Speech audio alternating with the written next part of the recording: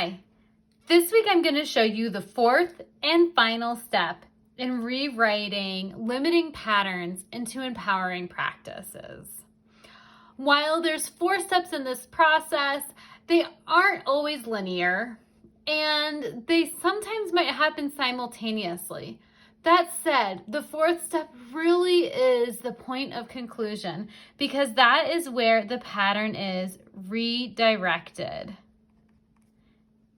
That is also the reason why there is a spiral to represent this process, because instead of going into the same loop that we might get stuck in, we are shifting out of the trigger threat response. And instead of going into a fight, flight, freeze, or appease response, we are more intentional and we are doing it automatically without actually having to consciously put ourselves into that place. So it's a really exciting place to get to when rewriting a pattern, and it takes effort and work and consistency because the essential piece in rewriting a pattern is repetition. And that's really essential for establishing any new habit. Now, we'll turn to a blank page in our journals and write a few reflection questions.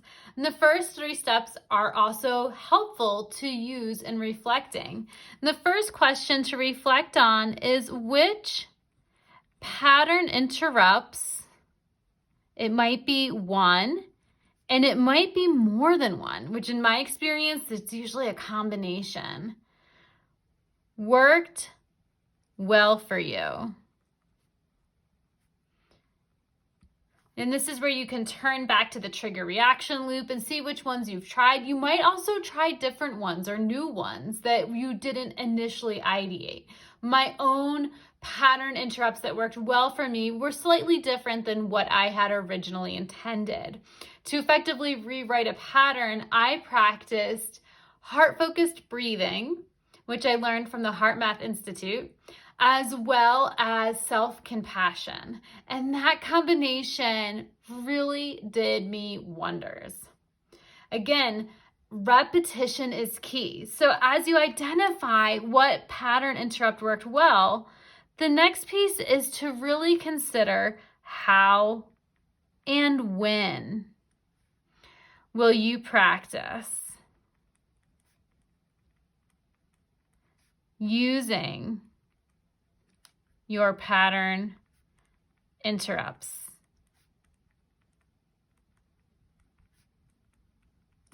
Practice is key, and you want to practice well. I practiced self-compassion and heart-focused breathing daily. In fact, I incorporated both of those things into my journaling practice.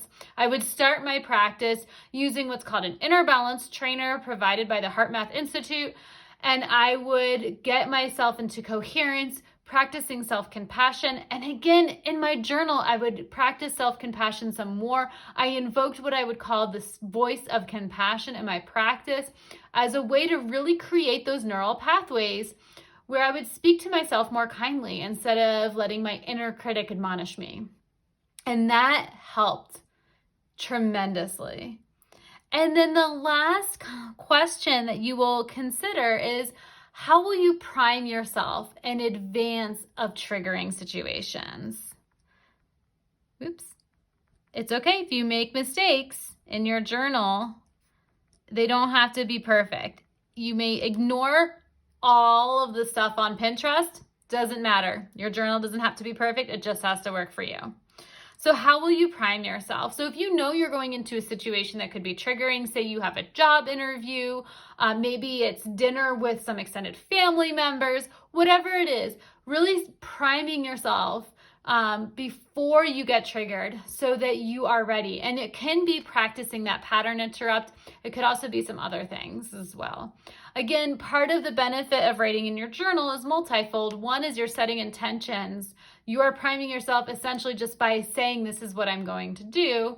You are also providing a record of what you are doing that you can reflect back on, as well as offering yourself some accountability.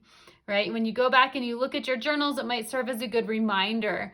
And again, always self-compassion is helpful because I have looked back in my journal and seen things I intended to do and didn't do. And if I react to myself with judgment and criticism or shame, it just doesn't really help. Self-criticism does not go as far as self-compassion. So that's a lot to cover in this final step of the pattern interrupt process, redirection. As always, if you would like to journal more, if you want camaraderie, or you're just ready to really experience transformational growth in your work and life, you are welcome to join us for a journal jam. More information about how to register and when the next one is online at rosabellaconsulting.com, as well as below. Would love to have you join. There's always tremendous insights that we learn from hearing each other's stories. And if you know a friend that is struggling and feeling stuck right now, share this video with your friend. Friends help friends get unstuck. Thanks for joining me again this week. I hope you are well and look forward to seeing you next time. Thank you and be well.